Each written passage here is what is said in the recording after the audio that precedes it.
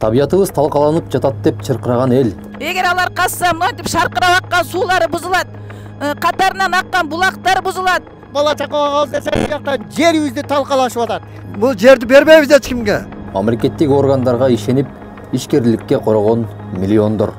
Негизи биз ушунча сомго алып аткан болсок, анан мамлекет дагы ушунчаны алдың болду, эми эл менен өзүң сүйлөшүп ал деген түшүнүктө болбош керек да. Кредит алганбыз, карыз алганбыз. Эл менен ишкерлердин чырына ким күнөөлүү? Мыйзам чегинде силер азыр биздин ишмердүүлүгүбүздү текшерип келсеңер, бүт бардыгы мыйзам болуп чыгат. Ошол эле учурда мыйзам чегинде сүйлөй турган болсок, бул ишти азыр айыл өкмөттүн колунда. Урматтуу көрүүчүлөр, биз сиздерге мындан өткөнгү чыгарылышыбызда Нокен районуна караштуу Шыңсай айылындагы көмүр казуу иштериндеги эл менен компаниянын ортосундагы пикир келишпестик жөнүндө айтып бергенбиз. Анда эл колубуздагы кызыл китептерибиз бар, жана дагы биздин тынчтыгыбызды компаниялар келип бузуп жатат. Буга дагы губернатордун тиешеси бар деген сөздөрдү айткан эле. Биз сиздерге эфирдин аягында убада бергенбиз, экинчи тараптын дагы пикирин алып беребиз. Балким таяктын эки жагы бар дегендей эле ар кимдин өзүнүн чындыгы болот эмеспи? Сөз алды менен Нокен районуна караштуу Шаңсай айылындагы көмүр казуу иштерин баштоо алдында турган Etna Company жана Brent Coal жоопкерчилиги чектелген коомдору тууралуу маалымат бере кетсек. Etna Company Юстиция министрлигинен 2022 жылдын 28 ноябрында катталган. Директору Шарабдин уулу Арстанбек.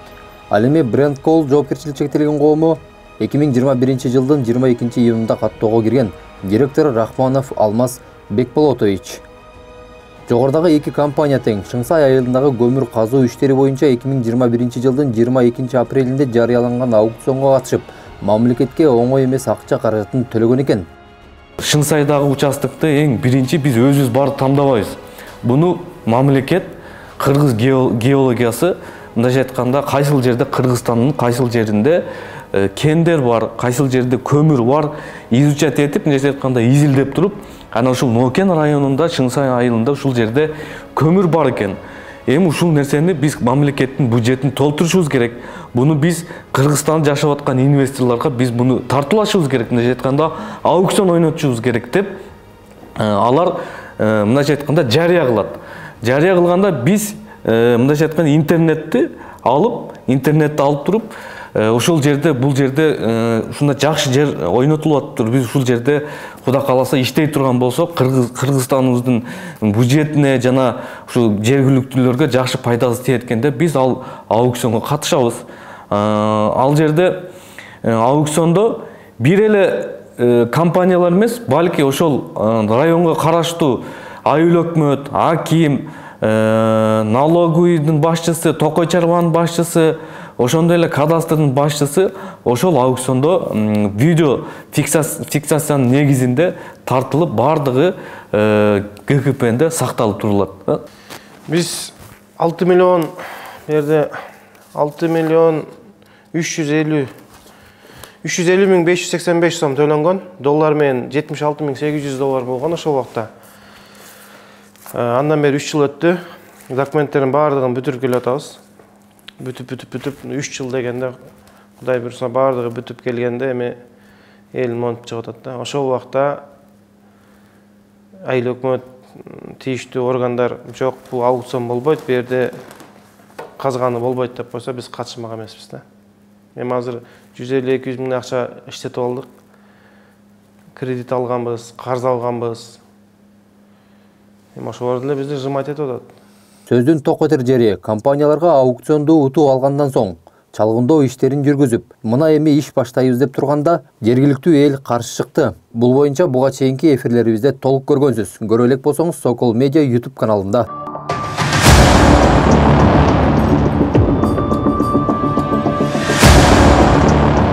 Айыл бир заматта жок болуп кетип барган. Эми компанияларга башкы суроолорубуздун бири көмүр каза турчу аймактын чеги кайсыл жерге барып такалат жана буга чейин айтып өткөндөй Шыңсай айылындагы бир канча үй түртүрүлүп, астындагы көмүр казылабы? Эң эле биздин казыла турган жер жана биз буга чейинки видеодо элдердин кайрылуусунда биздин айылды, биздин үйдү, мына кызыл китебибизди бизди талкалап жок кылат экен, биздин жашаган жерибизди жок кылат экен деп ушундай бир сөздөрдү айтышыптыр. Бирок эч кандай биз алардын кызыл чийилген китебине биз ошо кыргыз геологиясы чийип берген координаттарды чийип берген лицензиянын участогуна 1 метр дагы 1 сантиметр дагы жылбай биз толук иштейбиз ал жердечи. Эч кандай алардын кызыл китебине жана ошо жайгашкан үйлөрү эч кандай бузулбайт. Биздин бул ишибизде геолог болот, геолог ошол бардык жерде бул үйгө кандай кооптуу болобу, үйгө зыян тийеби, тийбеби, таш кулайбы, кулабайбы, биздин иш жүзүбүз канчалык деңгээлде мындайча кооптуу эмеспи, бизге мындай чийип берет, бизгечи. Мындайча айтканда проект чийип берет. Үйлөр. Бул биздин лицензионный участок болсо, карап турасыз. Лицензионный участок болсо бул, үйлөр бул жакта эле калып кетет да биздин. Жердин кырчын бузат экен, анан мындай экен, анан сууну жок кылат деп атат. Андай эч убакта болбойт, болгон дагы эмес, болбойт дагы, жол да бербейбиз. Анткени азыр деген бүт техникалар жетиштүү. Ошо техникалар менен өкмөттүн чызып берген проектиз менен гана иштейбиз да. Андан лишний чыгып кетпейбиз. Илгерки заман жок, жанагы документи жок, кагазы жок.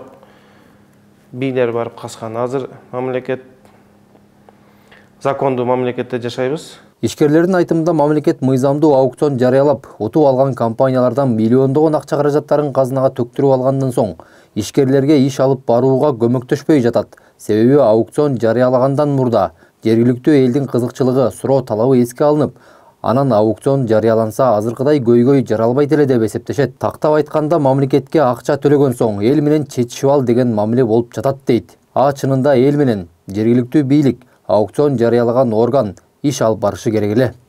Кыргыз Республикасынын конституциясында ушундай ишкерлер келгенде ошол округдагы айыл өкмөт кандай башчылар болобу, ошол ишчилерге иш шартын түзүп берүү милдеттүү дегенчи. Негизи биз ушунча сомго алып аткан болсок, анан мамлекет дагы ушунчаны алдың болду, эми эл менен өзүң сүйлөшүп ал деген түшүнүктө болбош керек да. Бизге наоборот, бизге жардам түзүп бериш керек да. Мынча айыл өкмөт элге кошулуп, элге түшүндүрүү иштерин жүргүзүш керек. Кен байлыктарыбызды ички инвесторлор иштете турган болсо, ушул биздин бюджетке пайдасы тиет да. Буга чейинки эфирде компаниялардын өкүлдөрү эл менен жолуга элек, сүйлөшө элек деген тариздеги сөздөр болгон. Ылдый жакта үй сиздики турбайбы? Ооба. Анан келип не деди? Үй салып берели же андай көчөлөрү? Жок, андай план жок. Бул генчлер силерге кандай нерселер сунуштады? Бизге азыр булар эчтене сунуштаган жок. Кайсыл гана ген байлык казылбасын, мамлекетке кандай акча төлөнбөсүн, жергиликтүү элге да социалдык жактан өнүгүүсүнө салым кошуусу шарт. Ошол себептүү компаниялар да элге бир топ сунуштарды айткандыгын билдиришти. Ар дайым биз айыл өкмөттө дагы чогулуш кылабыз. Видео запистери бар, немелер бар. Мен сизге көрсөтүп берем. Эл менен чогулушуп, бардыгы жакшы, макул. Андан чыккандан кийин эле арасынан бирөө жарыма чыгып эле айнытып коюп атат да элдичи. Элди дүрбөлөңгө салып, элди жана немеге бузуп атат да, элди туура жолдон бузуп атат да. Жергиликтүү элге эмне кылып бересиң? Биз жергиликтүү элге айтканбыз да, мен өзүм лично айткам, эл менен кеңешкиле жана бир адам чечип койбош керек. Эл менен өзүңөр ушу жана немелер чечишкиле, керектүү нерсеңерди айткыла, биз жанагы көмүр чыгып, каражаттарыбызды жапкандан кийин ушул маселеңерди кылып берели деп айтылган бизден. Силердин айтканыңар да бир тараптан дагы чын. Мындайча айтканда, азыр биздин компаниялардын келиштигибиз бул бир тараптан силерге пайдалуу да. Биздин себебибизден ошол айылыңар өнүгөт, мындайча айтканда. Биздин себебибизден ошол жерде иши жок, мындайча айтканда, үй бүлөлөр бар, бир-эки мүчөлөр бар. Ошолардын өзүнөн биз башка жактан ишчилерди албайбыз, балки ошол айылдын тургундарын гана биз ошол ишке алабыз да. Ал тургундарына айына 10 миңден болобу, 20-30 миңден болобу биз ал тургундарга биз айлык төлөп беребиз. Эң эле биринчи иш шарт түзүлөт ал жердечи. Экинчиден, ал жерде биз айтып жатабыз, эл келишип, отуруп, кеңешип, бизге ушул нерсе жетпей атат.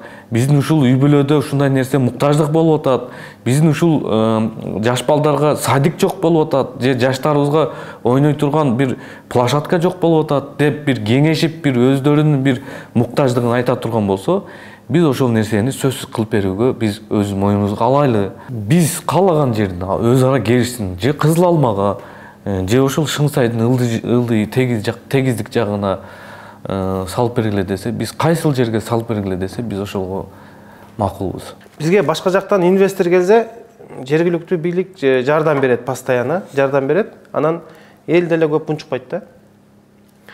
Алар неме кылып билбейм. Анан биз өзүбүз иштейбиз десек эле, ушу жергиликтүү неме бул уруудан, бул тиги уруудан, бул быяктык, бунун уруусу мындай, уруу бөлгөндөрдөн мен угуп атам. Анча уруудан деп ушинтип бөлүшөт да. Анан бирдекен эске алыш керек да, бизде кыргызстандык бизге ошогон инвесторлор Кыргызстанда иштеп, мамлекетке салымын кошсо, топтогон акчасын биз башка мамлекетке көтөрүп кетпейбиз да. Биз ушул жерде жашайбыз.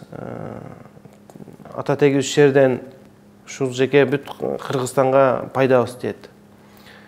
Анан казылган көмүрдөн түшкөн пайдадан эми бардыгы эле билет, билбегендерге айтып коеюн. Мамлекеттин пенсия, пособия, зарплата ошол ишкерлерден келип чыгат да. Буга чейинки эфирде шыңсайлыктар көмүр казуучу компаниялардын артында Жалал Абад облусундагы президенттин өкүлү бар экендигин айтышкан. Жана буга президенттин өкүлү өзү жооп берген. Ал тургай компаниялардын жумушун токтотуп койсо, ал мыйзам чегинде жоопкер болуп калышы мүмкүн экендигин айтып, тийиштүү органдардын бардыгын чакырып Шыңсайга барууну, бардык маселени жеринен көрүүнү жана жыйынтык чыгаруу боюнча тийиштүү жактарга сунуш берүүнү айткан. Мыйзам бузуп аткан болсо, ошо экологияны бузуп аткан болсо, анда сиздер да жазып жоопко тартырайланды. Мен аларга айттым, анан ишкерлерге, антип ар кимге жазып, бизди деле неме кылбастан мыйзам чегинде иштегиле. Биз иштебе деген жерибиз жок. Элге зыян тийбей турган кылып, эл мындай немесин зыянын тартпай турган кылып иштегиле. Проектиңерди алып келгиле. Проектиңерди экспертизадан өткөн эмеспи, ошону көрсөткүлө, экологический экспертиза. Бардык нормалар жазылат. Ал эми геологиялык жана жер казынасынын департаментинин директору, министрдин орун басары Алмазбек Туманов Шыңсай элинин 2022 жылдын ноябрь айында кайрылуусу менен жогорудагы компаниялардын ишмердүүлүгү боюнча текшерүү жүргүзүп, бардыгы мыйзам чегинде болгондугун билдирди. Мыйзам чегинде мен кандай десем, мага кайрылгандан кийин 30 күн ичинде мен кара беришим керек, мен кара бердим ал жактан. Кара бердиңиз. Ал жагынан эч бир эме мыйзамсыз же башка иш болгон жок. Бардыгы мыйзам чегинде. Мындан сырткары көмүргенин каздыруу же каздырбоо боюнча жердин ээси гана уруксат берердигин билдирди. Мыйзам чегинде силер азыр биздин ишмердүүлүгүбүздү текшерип келсеңер, бүт бардыгы мыйзам болуп чыгат. Ошол эле учурда мыйзам чегинде сөйт турган болсок, бул ишти азыр айыл өкмөттүн колунда чечкенге. Айтып атпаймынбы? Жанагы лицензионный площадьты иштетүү максатында жашыл китепти айыл өкмөттөн алат. Өздөрү. Ооба. Айыл өкмөт берсе иштеп кетет. Бербеген болсо бул лицензия токтойт. Алмазбек мырзанын айтканын туура дейин десек, жер айыл өкмөткө карабайт. Нокен райондук Токой чарбасынын карамагында. Бирок Токой чарба бак дарактарга гана ээ деген дагы жери бар. Тагыраагы бул иште талаш тартыш маселе көп. Мунун бардыгына элди чырылдатып, ишкерлерди санааркатып, бир гана аукцион жарыя кылган мекеме жана жергиликтүү бийлик десек болот. Себеби Шыңсайдагы көмүргенин аукционго коюп жатканда эле жогорудагы сөз болгон маселелерди чечип, андан соң аукцион койсо шарт болмок. Азыркыдай абал элге да, ишкерлерге дагы жаралмак эмес.